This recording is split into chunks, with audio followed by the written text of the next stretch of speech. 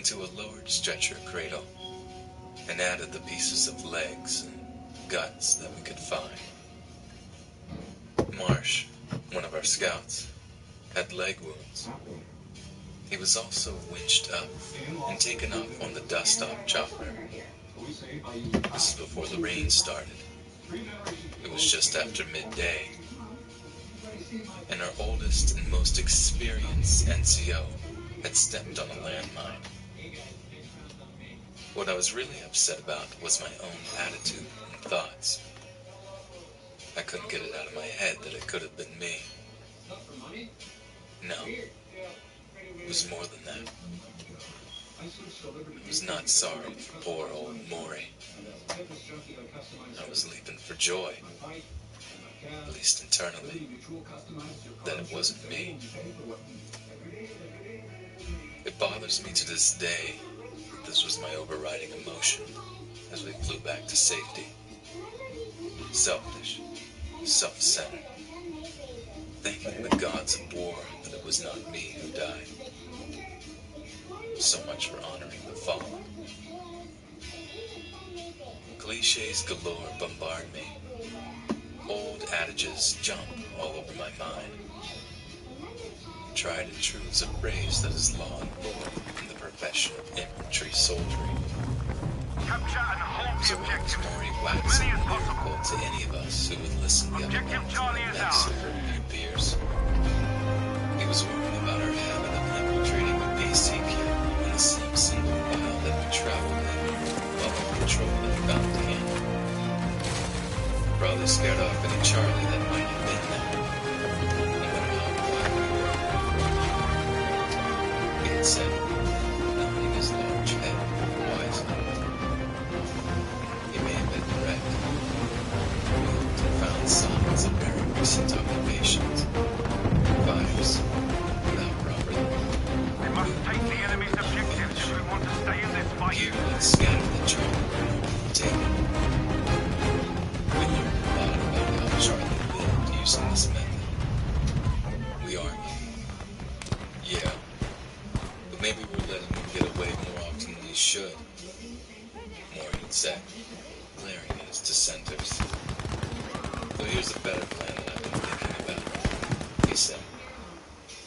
How about when the plea, his lead scout, spots the first signs of a camp, we bring up the section on the left or right flanking line, ready for a camp-wide sweep when contact is made, instead of a one-on-one fight with their tail-end Charlie as the rest of them bug out. What do you say? Yup, we said. Could be something in that.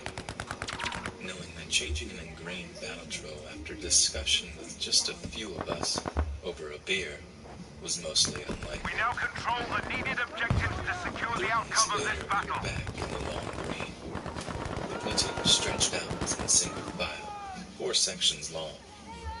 The only excitement so far had been a turn in the patrol that had me pause and watch in suspicion as the man in front of me suddenly veered hard, 45 degrees left.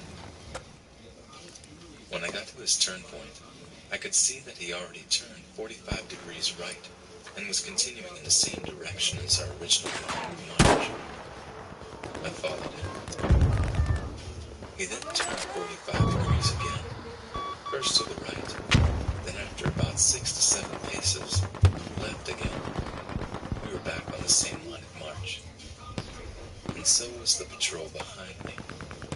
We were all achieving a square loop around a particular tree, where now it became obvious to me. I saw a thick brown-green vine that wound around the trunk of this tall tree. My eyes followed it upwards. It got thicker and thicker, and then started to writhe and move. The scouts in Maury's section in the patrol had cleverly moved our entire line of march smoothly and silently around the largest fucking python I had seen up until my travels in Southeast Asia. It was a detail we all enjoyed and appreciated. This was especially appreciated by those of us who had been on the patrol being led by a scout who had section commander with a different sense of humor. On that occasion, the scout spotted a tree seething with red ants, which attacked me threateningly, sting like hell. Having got the two scouts and himself safely past this tree, his NCO gave the last branch a heavy swipe with his hand and quickly moved on. Alert, we Our are losing warrior objective leaped Baker. into life as man after man passed under the tree and was pounced upon by thousands of angry red ants. It took a 30-minute rest halt away from the tree, with full deployment of security posts and small patrols, for the worst effect to get their clothes off and get clear of those damn things. Most of us saw the fun side. Although after that patrol, promises were extracted from those responsible never to do it again. But on this particular day, September 2nd, 1967, things had not been quiet, and were about to go downhill. One of our scouts, Marsh, had seen some sign and stopped the patrol. He placed 2 fingers on his left arm, indicating that he wanted the corporal to come up to his position. Maury Mann, as section commander, moved forward and crouched beside Marsh, and they watched for a few minutes. They decided that there definitely was a camp ahead. Maury gave the enemy signal with his hand to be sent back down the line. Be aware that we have lost Then instead objective of Charlie. doing what he had done dozens of times before, carrying on instead to be set up, as he was discussing doing some days ago, we will never know. A huge explosion broke us off. I was back in the section behind the place, about 20-30 yards, and the blast knocked me off my feet. The thick bush absorbed most of the shrapnel and blast.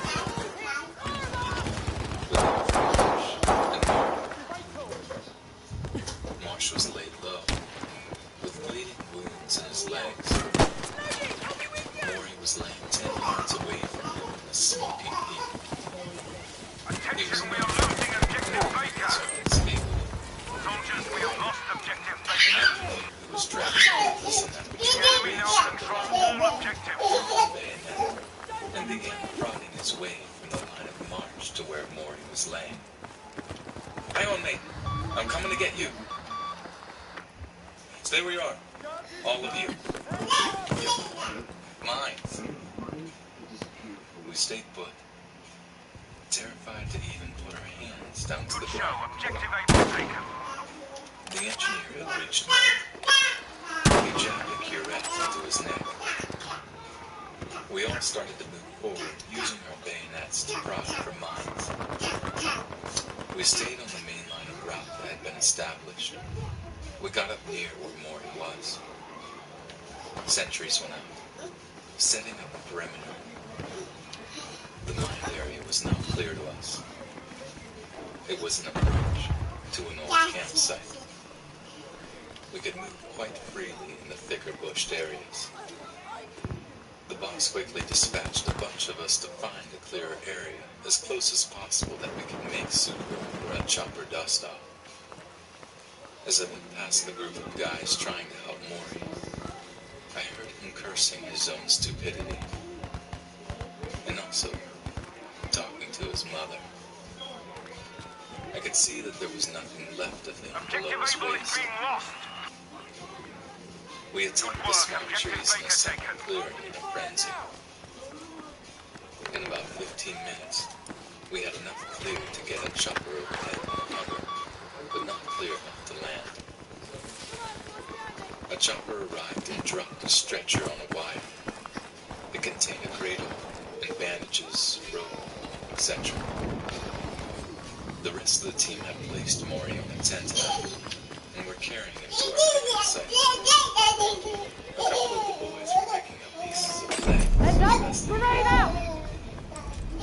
Maury was unconscious as he was carried past me. I later learned that he had died on the ground. His body was winched up.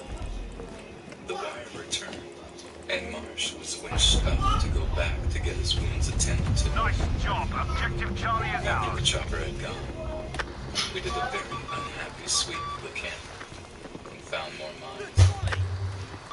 We moved well away before We have setting lost up Objective for Baker. a sleepless night. That night, the rains came. The bosses rightly read the mood of the men, and the rest of the patrol was called off. The next decent clearing came first. We decided, just in the train,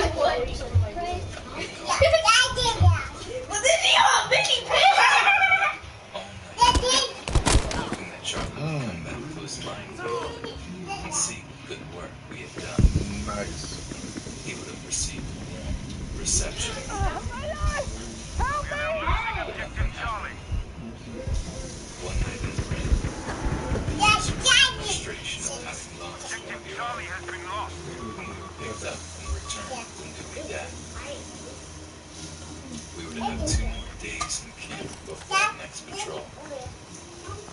I volunteered to get his gear ready for return. Up his personal things and made sure that the trunk of his items collected over many months not included any items that would cause embarrassment to family or the armed warriors, like the M16 rifle reduced to tiny parts. Well done. We have taken Objective Able. Many pairs of our kangaroo hide combat boots and other items of a personal nature.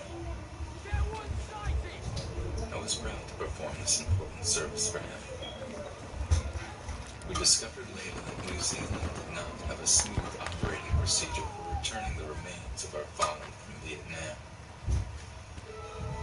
Decisions had not even been made whether they have burials in Malaysia, at our base, or home in New Zealand.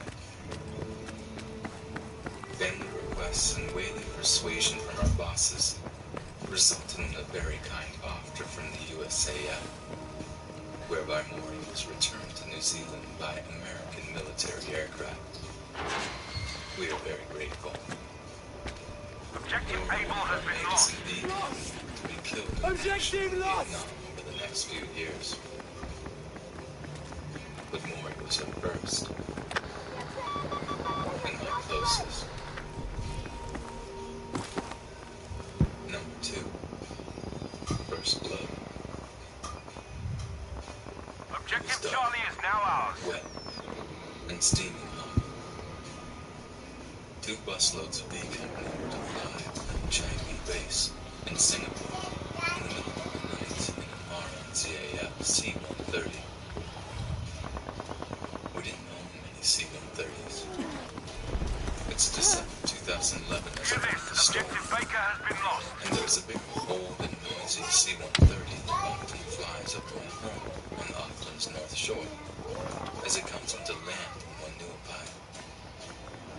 I strongly suspect it is the same plane that took us to Vietnam in April of 1967.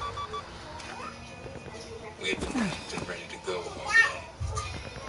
It was just on dusk as we rolled out of Terendok Camp near Malacca, central Malaysia. We were off to war at last. Surprisingly, a full of bombs stood outside the main gates Attention, and we're losing silently Objective waved us as Charlie. we quietly turned left and headed south. I'm hit! I need I help! was quite moved. And then a particular girl named Susie Wong was in the group.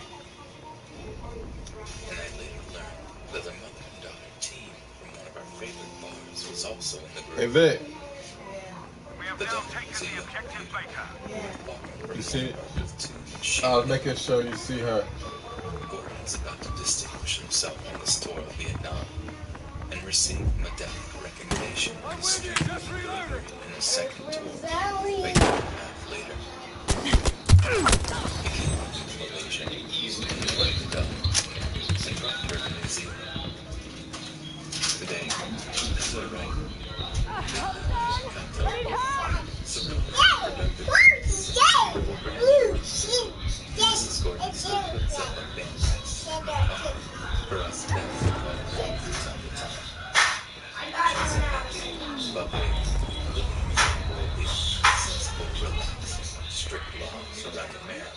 and repatriation of local bribes and their soldiers. Mrs. G returned to Malaysia each year to see her family. She has done so for 43 years. But I digress. We dozed all night on the buses until, after some rather intense discussions and searching for a bar, we crossed the causeway to Singapore. The British Americans seemed unhappy with our expedition. They were looking to see that we had not brought any of the granddads with us, as we We have were down taken in the objective cold, Charlie. and that appeal was reinforced as a good running machine gunners report that his M60 was still assembled correctly and was not sure enough of it to carry it into battle. Following breakfast and Changi camp in Singapore, we embarked on a flight to Saigon. The boss Soldiers, we came have taken to objective us Able. squadrons. Staff Sergeant Joe Field and Sergeant Ray Parker. We gave them in Singapore dollars and told them to buy at least one good condition M60 machine gun, plus any spare parts. They were back in All camp late objectives that are ours, night with soldiers. two. Our division man was left behind. The spare parts were sealed. Objective Able We is lost. believed that the M60 did not have the front stamp of the British brand. I remained about halfway through the flight to Saigon, while trying to get comfortable on the dock Marley. lengthways webbing seats that the plane was rigged with. Be alert, we're Then I losing saw objective Charlie. between my legs and had frozen to the front deck. I often thought of, like years later, as I traveled business class from Attention, we have lost objective on Charlie. Big 747. One blessing of going to my soul is that all the vice presidents that were sitting up there on the wings, waiting for me and slowing me down, and I was not. But my experience was about to change and mold into a human being who could meet life's roadblocks, setbacks, hardships, and most importantly, to live inside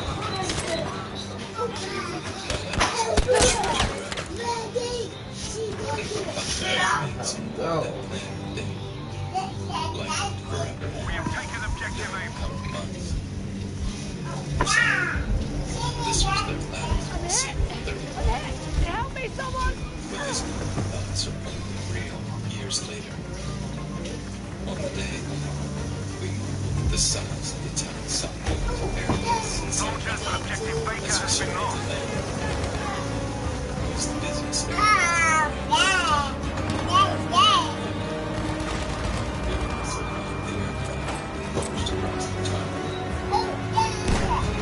So objective Charlie is ours. Lost objective Able. Groups of soldiers in Edmonton, double time, to and fro.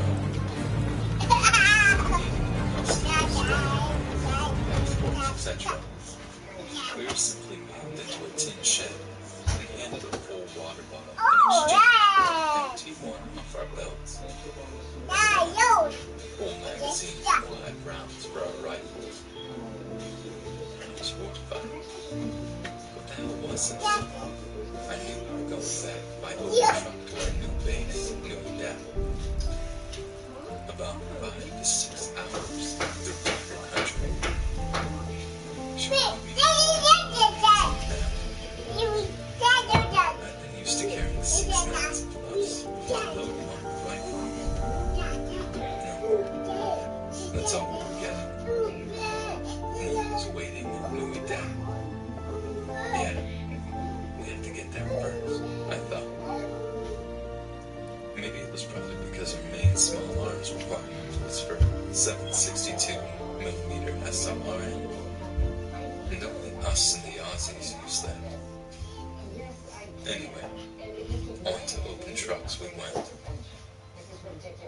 It's 45 years ago, but I can remember every village, every corner, every hillock and tree clump between Thon Son Nuet Air Base and Nui Dat. The road had been pacified and was heavily patrolled by American patrols and convoys, but they had also been ambushed on it many times.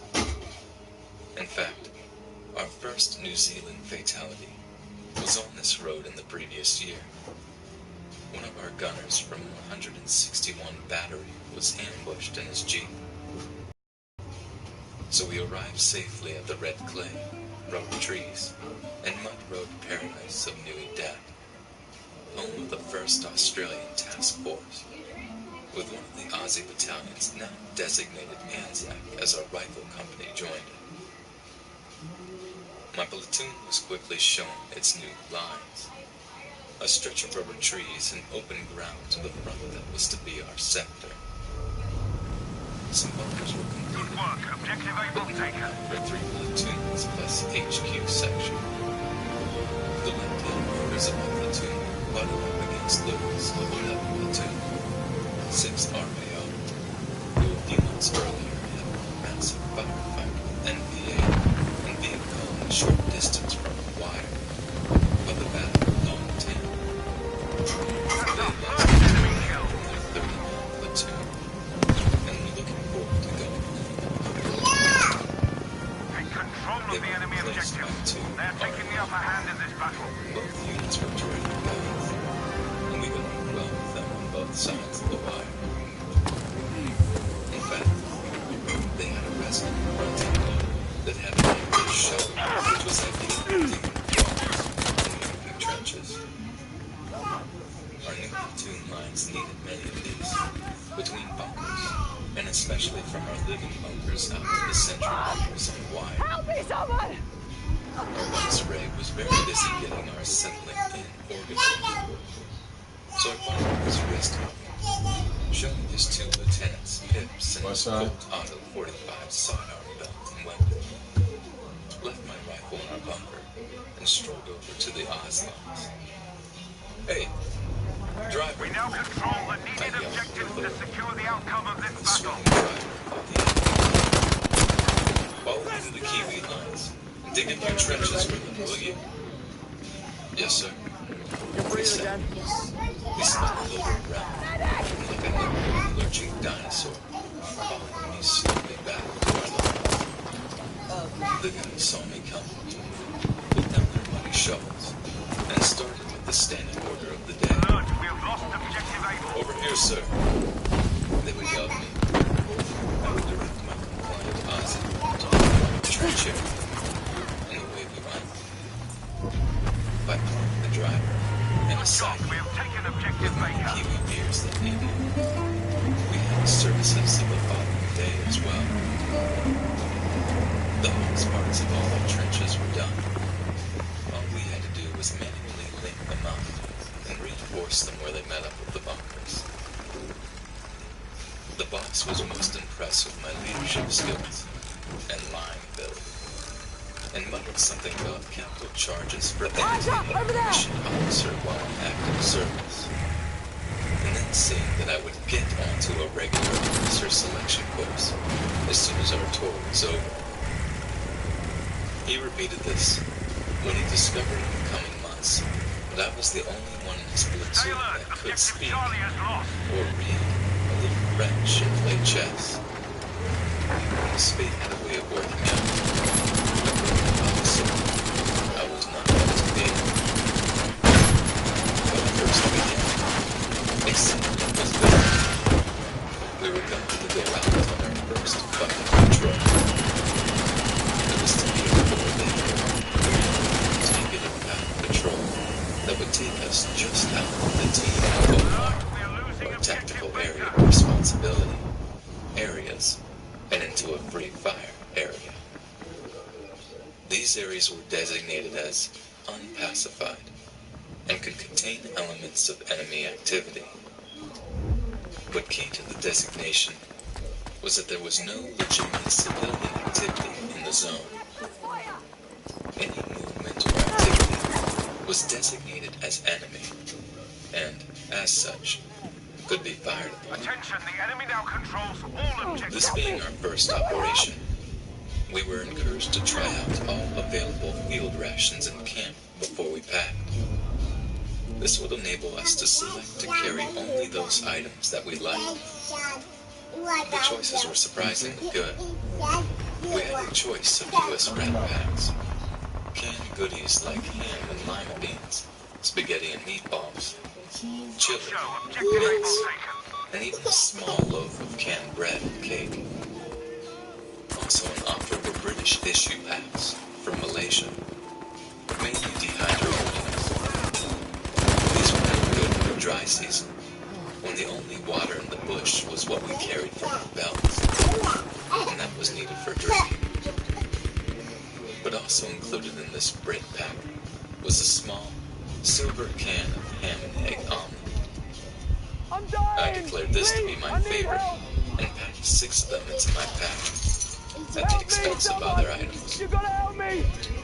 We had a briefing, packed rations and ammo, settled up, and headed out through the wire for the first time.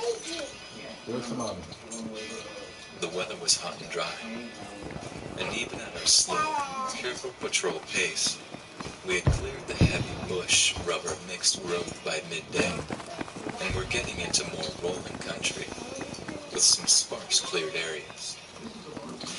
Heat shimmers, and occasional gusts made vision difficult, but we had great faith in our lead scouts.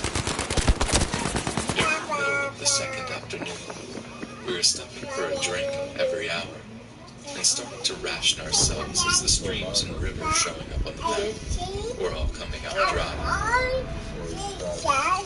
I was traveling in the platoon HQ section behind our radio operator, Gould, and decided that I was still a bit hungry, not having had much to eat at the lunch stop. I had to carry a message to each of our quickly posted sentries. Objective These Charlie ones is in now 2 ours. were set in a rough circle around the main body of patrol, and stopped for any amount of time when the hourly rest break. So while we simply went to ground and rested, each facing outwards in our order of march, and soundlessly whipped out a can of ham and egg omelet, and spooned down a couple of mouthfuls of the delicious mixture. Earlier than I anticipated, the click-click tongue signal of "move on" came down the line, and I settled in my pack and put the half-eaten can in the side pocket of my jump-proof trousers. We can Later, still turn I this thought, around. we had gone ahead a few dozen yards when 2 rifle shots rang out. Then followed several more. We dived to the ground, facing outwards, looking for any cover. "Contact front," came the cry. This meant that our scouts and the lead section had fired on, or had been fired on by, an enemy element. Holy shit! It's our first contact. We all tried to crawl forward to get closer to the action, but cover was sparse. "Stay where you are," a yell from somewhere. More firing up front. Some yells. We have taken objective Charlie. One of the guys in one section comes running down our line to the boss, who is on one knee with the radio in hand, telling Newey down base that we are an enemy contact and to stand by for further info. 3 of them. We got 3 of them, boss. But 2 have taken off over the hill on the right. 1 is dead. Anyone hurt? Yells the boss. Nah. All okay. Right. Stand fast. We now control all objectives. 2 section. He yells. No need for patrol silence now. Go left. Flanking and form a perimeter with 1 section. Fast. The 7 men in 2 sections scurry to the front and fan out. Things settle down. We are all itching to get in on the action, but know our jobs are to hold our positions and cover our immediate fronts. Who knows how many more of them are out there? especially as two were seen running away.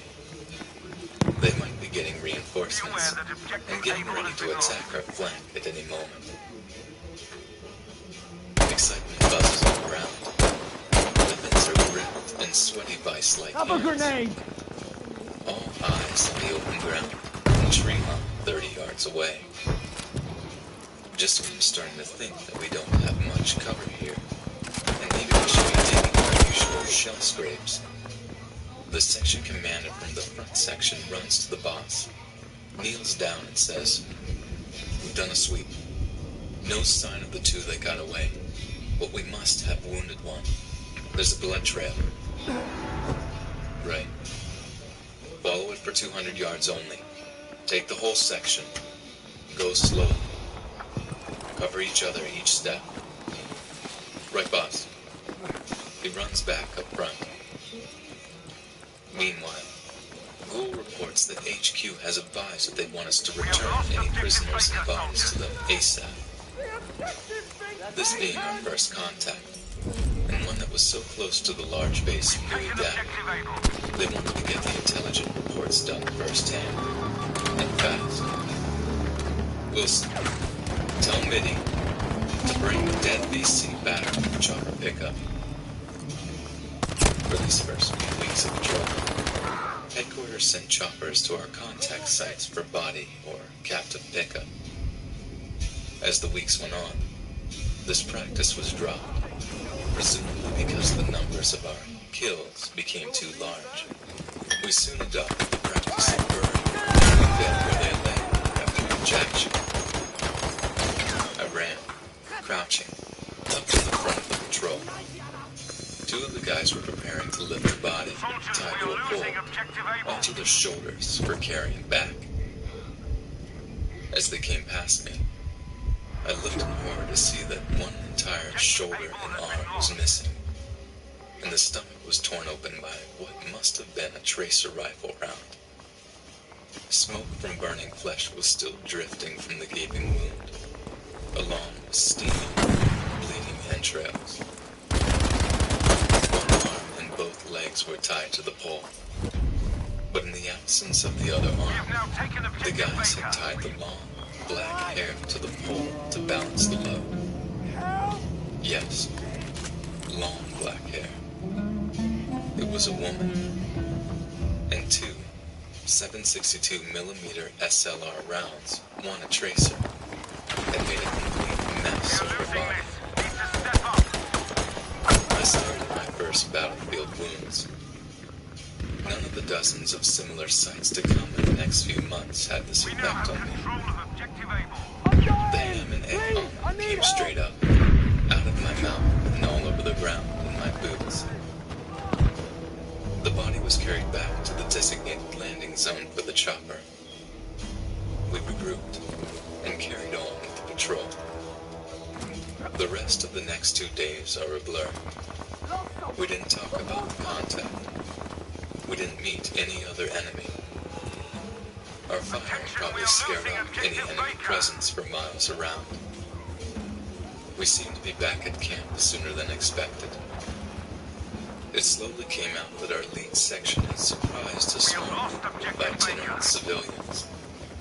Although intelligence called them BC collaborators, gathering wood and materials, they were unarmed. No blame was mentioned. A report in the New Zealand paper that I saw years later, dating that week in 1967, carried the headline, "Kiwis Get First Kill in Vietnam." It called the action a firefight between us and elements of a local VC battalion, D445, who we did meet up with many times later. We never talked about it. A close mate, to this day of mine, was one of the 3 riflemen who fired on the group. We were well over the unarmed woman aspect of the action. At the time, he was only worried about getting into trouble with the boss, because he thought he missed with his first shot. I learned that we were not the big, tough jungle fighters that we thought we were. We quietly felt bad about the whole incident, but we knew it came with the territory. We would have far more honorable actions against a well-armed and determined enemy to come. And we proved ourselves. We also had no qualms about returning fire on a woman in this violent war against guerrillas, who were a match for our jungle Soldiers, we have craft. lost objective Baker. I never ate, or took into the field again, a can of ham and egg omelet. And I will never use, nor approve of, the current casual use of the term gun That's in objective conversations. Charlie lost. Number 3. Grown men do cry, in the green, green grass of home.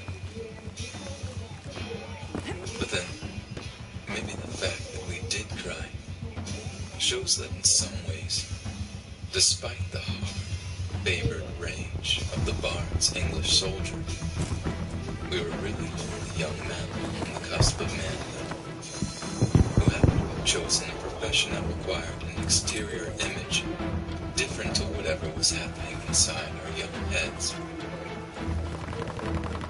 The first of my 2 examples of this happened on my first night at Burnham Camp, outside Christ Church. I'd been sent from Wyoming in the center of the North Island after completing my basic infantry training. Burnham was home to the depot of the 1st Battalion, Royal New Zealand Infantry Regiment. It was here that the Army took new recruits who had successfully passed the basic tests of being a soldier, and turned him into a skilled infantry fighter, capable of living off the land in open and jungle terrains, anywhere in the world. During this specialized corps training, one potential area of focus was the border war of Borneo, where our battalion was already serving as part of the British Commonwealth response to Indonesia's invasion and aggression to the newly formed Malaysia. The other scenario that we trained for was more open warfare in such terrains as southern Thailand, an area still plagued by terrorists. I don't remember Vietnam being mentioned at this time, though I'm sure that it was in the minds of our instructors. As I was about to find out, our jungle skills and drills worked just as well in the New Zealand bush, Malay jungle or Vietnamese paddy, jungle, village, and roadways. As long as we became experts at all things infantry, we would be fine. I was soon in my new and very unfamiliar bed and surroundings in Burnham Camp. What the hell am I doing here? I thought.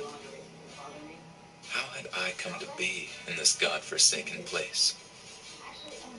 Lying in my new bed that first night, I thought that a review of my Army career so far would help distract me. I had left my cushy life in Wellington 4 months ago and spent a sunny day on the train from my hometown to the main Army camp in New Zealand, Wyoming. I was excited, confident and full of visions of adventure and maybe even glory. I can remember sitting on the right-hand side of the rattling old 1940s carriage as we wound through the Plimmerton's hills and came out onto the narrow strip of line above the Ramadi Strait.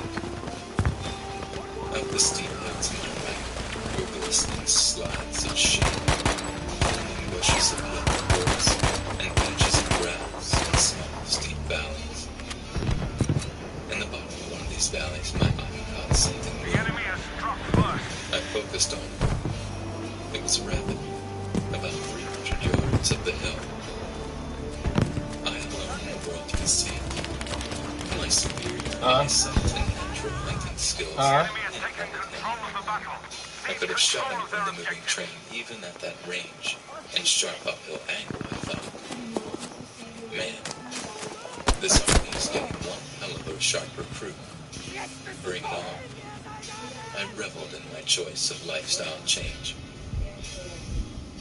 As this change became profound over the next 3 months of basic training, I never once lost this enthusiasm for my new career. Ahead of me were sleeping quarters that were so cold, the wet boots at the end of my bed froze at night. Walking was a mode of transport that filed away in the mind under the head of other, later. As a rookie grunt, I had to double time or jog everywhere at all times within the camp. My new army boots were not issued until day 3 of my induction, and my civilian shoes peeled off my feet, along with the beer-induced layers of flab from the rest of my body. For some inexplicable reason, I was joining a national service intake to do my basic training for the regular force that I had signed on for. I'd been waiting 18 months from signing up in 1965, and when I was offered this chance to start my new life, I took it.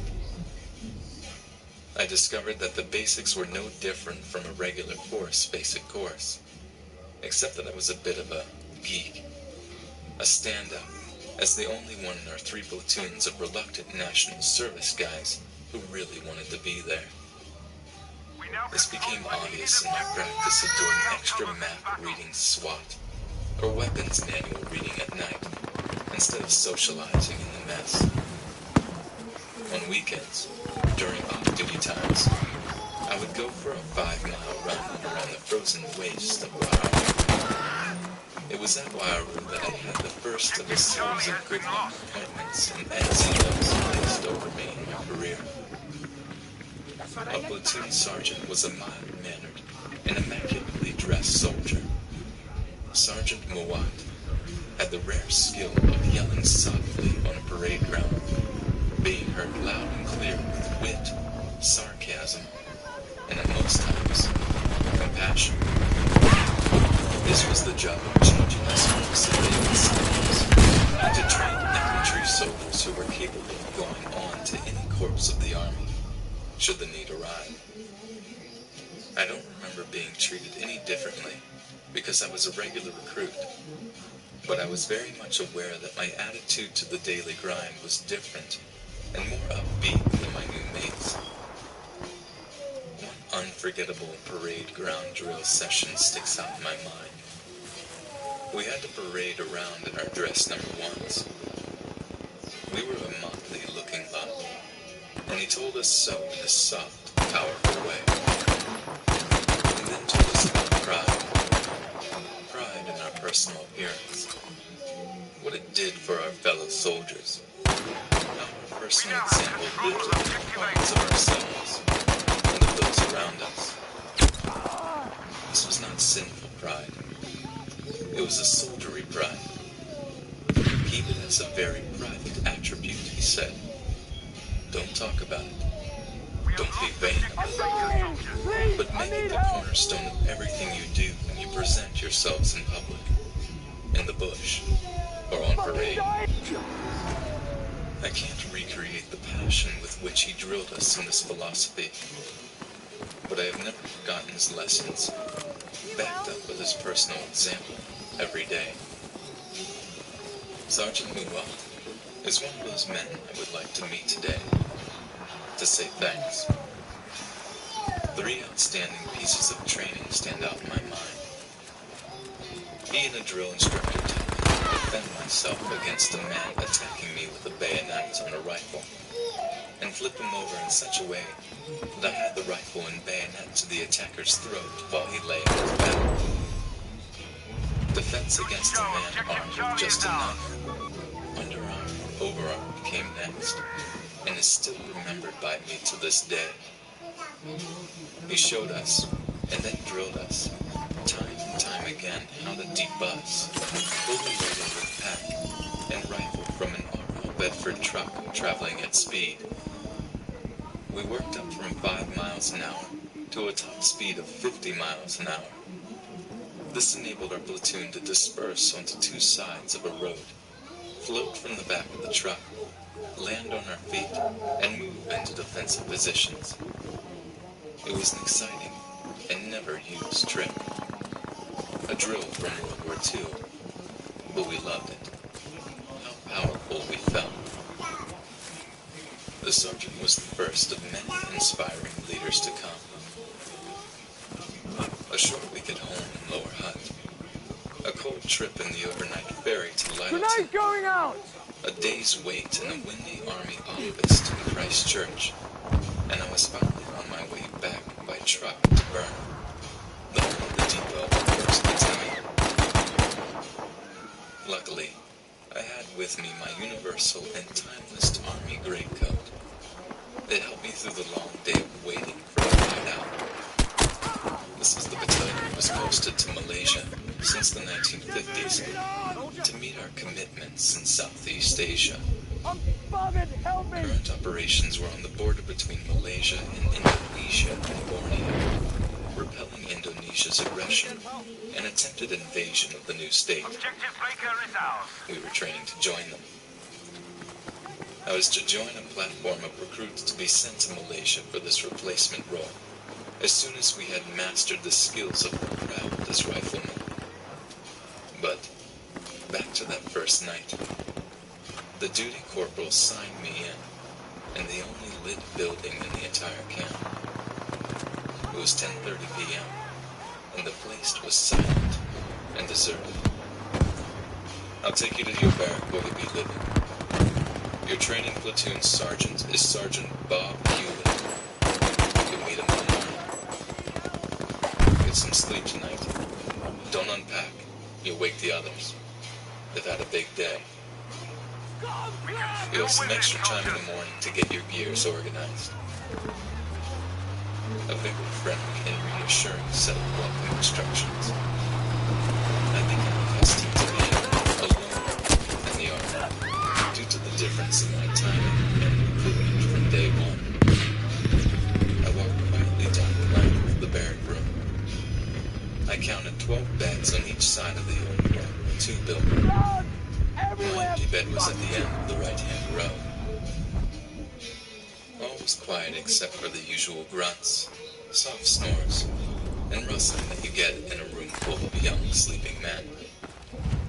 I quickly stripped off, found my wardrobe next to the bed, and stowed all my gear in it, hopped into bed in my underpants, and lay back wondering if or when sleep would come.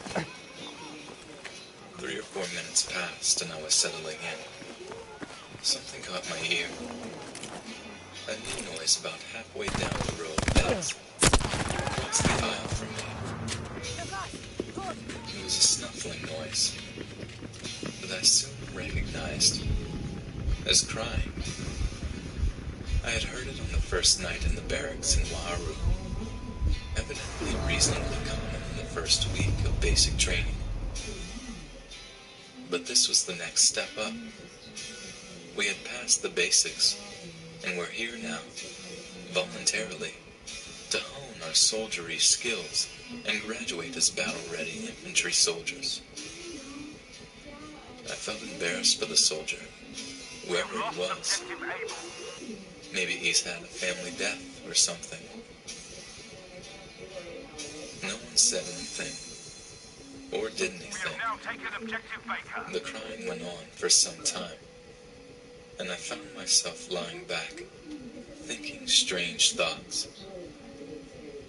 I'm a long way from all that I grew up with, all that I knew I was good at.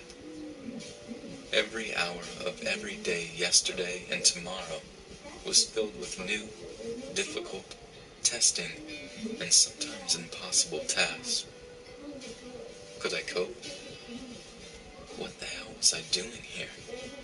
In a bedroom with 23 complete strangers.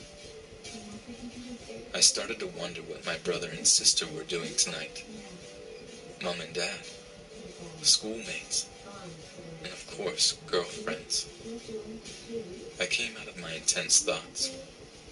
My new friend-to-be was still crying, and now it sounded like loneliness.